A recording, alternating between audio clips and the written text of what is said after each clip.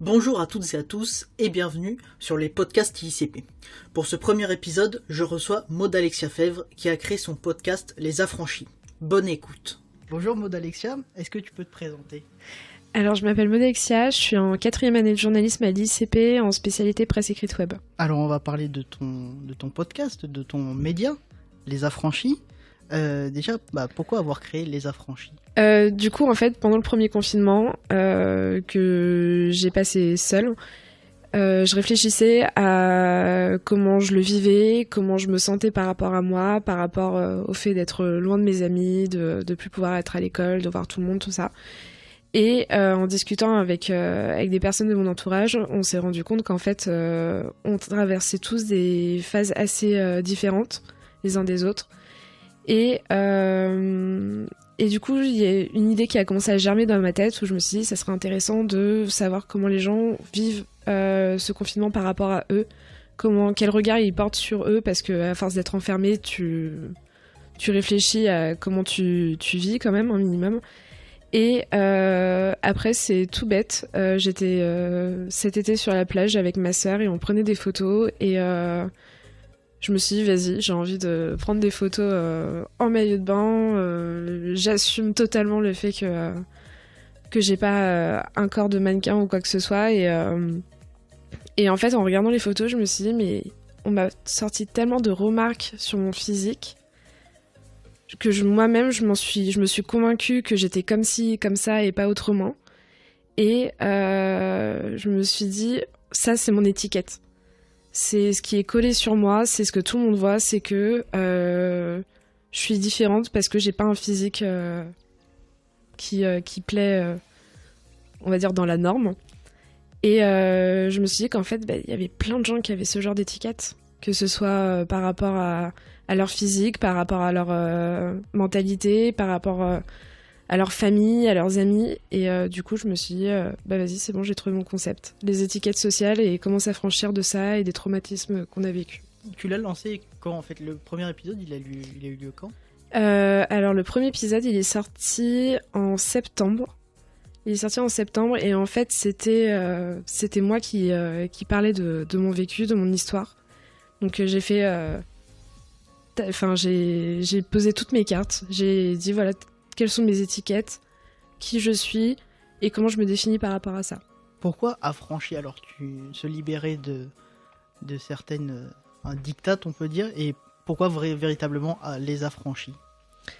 Parce que je m'intéresse à des personnes qui ont à peu près approximativement mon âge, qui sont en pleine construction dans leur vie d'adulte et qui évoluent avec leurs étiquettes, avec des traumatismes qu'ils ont vécus et qui sont obligés de vivre chaque jour avec ça et qui essayent d'une façon ou d'une autre de s'en débarrasser.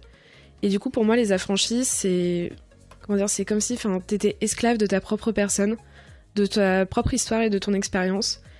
Et du coup, il faut trouver un moyen pour se libérer de ça, dépasser ça et se construire vraiment en tant que personne pour envisager ton futur autrement et te dire que t'es quelqu'un qui en vaut la peine et que t'es pas juste sujet à ce que t'as vécu et ce que tu es en fait.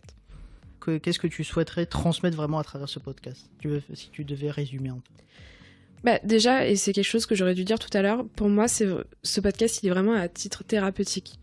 C'est-à-dire que c'est vraiment libérer la parole, c'est permettre aux gens de s'exprimer, de dire ce qu'ils ressentent, par rapport à comment ils se perçoivent, comment ils pensent être vus par les autres. Pour moi, c'est vraiment... ce podcast, c'est vraiment un lieu où tu peux exprimer ce que tu ressens, même si ça va être écouté par d'autres personnes, donc il n'y a pas cette notion de secret, Voilà, ça reste quand même d'une confidence. Et en fait, à partir de cette confidence, ce que j'aimerais dans l'idéal, c'est que les personnes qui écoutent se disent je suis pas seule. Je suis pas seule à vivre ça, je suis pas seule à être comme ci ou comme ça. Et ça me fait du bien d'entendre cette histoire. J'ai peut-être pas forcément la même, mais ça me fait du bien d'entendre cette histoire parce que quelqu'un, quelque part, vit la même chose que moi. Et donc, on va passer sur... on reste toujours bien sûr dans le podcast, mais pourquoi tu as choisi ce format de podcast ? Parce que j'adore écouter les gens parler. J'adore la voix, j'adore J'adore ce que ça peut dégager. Enfin, je suis plus basée sur la voix de quelqu'un que sur l'image. Je trouve que c'est très intéressant tout ce qui est storytelling. Et puis même, on est tellement basé sur l'image aujourd'hui, sur ce qu'une personne représente, ce qu'elle dégage, que on fait plus attention à ce qu'il y a à l'intérieur en fait. Et du coup, pour moi, c'est hyper important comment dire, quelqu'un qui va écouter l'histoire d'une personne qui a, par exemple, des troubles du comportement alimentaire. Si cette personne ne voit pas l'autre personne qui raconte cette histoire, qui dit, bah voilà, moi je suis anorexique, je suis boulimique, voilà, il se fait pas forcément une représentation de cette personne. Il entend juste quelqu'un qui a des troubles du comportement alimentaire et qui traverse quelque chose de très difficile. Et du coup, je pense que ça permet de mieux s'identifier, en fait, à la personne qui raconte cette histoire. Alors que si c'est une personne qui a un certain gabarit, qui est peut-être trop mince ou qui a plus de forme, enfin voilà, c'est plus difficile de s'associer à cette personne et à l'idée qu'elle exprime. D'accord, donc c'était vraiment mettre le message en avant c'est ça. Avant tout. D'accord. Alors comment tu conçois un épisode des Affranchis du point de la première idée jusqu'à la publication? Alors déjà, les personnes que j'ai pu interviewer, c'est des amis parce qu'on est amis, on discute régulièrement et que du coup, voilà. Et du coup, c'est des personnes que j'ai démarchées et je leur ai demandé si ça les intéresserait. Et en fait, à partir de là, j'ai mis des messages sur les réseaux sociaux en disant si jamais vous avez une histoire à partager, la porte est ouverte, venez. Du coup, il y a des personnes qui m'ont répondu en disant que voilà, moi j'aimerais parler de transidentité, de sujets qui sont assez forts. Et en fait, moi surtout, ce qui m'intéresse, c'est de porter la voix des autres. C'est de les aider à s'exprimer. Donc, c'est eux qui parlent. C'est-à-dire que avant d'enregistrer le podcast, je les ai au téléphone. On discute, on échange, on voit ce qu'ils ont envie de dire, ce qu'ils n'ont pas envie de dire, comment ils ont envie de présenter les choses. Et ensuite, la rédaction, c'est moi qui écris mes questions. Et eux se lancent. Il n'y a pas vraiment de préparation. C'est vraiment une discussion entre amis. C'est vraiment sur la spontanéité. Et ils me disent tout ce qu'ils ont envie de me dire. Et voilà. D'accord. Et par rapport aux gens que tu as pu interviewer, qui ont pu participer à ton podcast, est-ce qu'il y a quelqu'un qui t'a marqué vraiment plus que les autres? Chacun, ils ont leur propre histoire qui est quand même assez intense. Mais je dirais que l'histoire qui m'a le plus marqué, c'est celle d'Ibra, qui savait pas trop quelle était son étiquette, qui savait pas trop comment se positionner.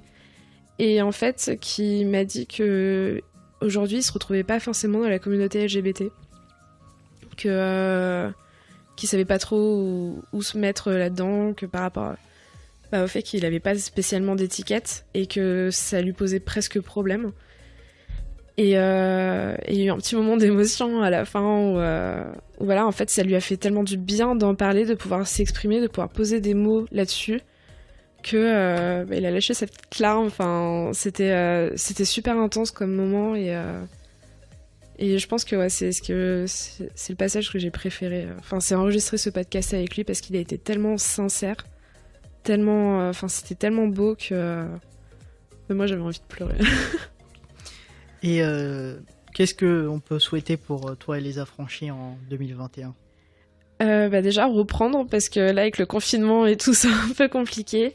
Mais j'ai des épisodes en préparation et j'ai juste envie que les gens continuent d'écouter, qu'ils continuent de se retrouver dans les histoires racontées par d'autres et que ça les aide surtout. Autant que moi ça peut m'aider et autant que ça a pu aider les personnes qui sont déjà passées au studio. Merci beaucoup Maud. Je t'en prie Hugo. Merci d'avoir suivi ce premier épisode des podcasts ICP. On se retrouve très vite pour un prochain épisode.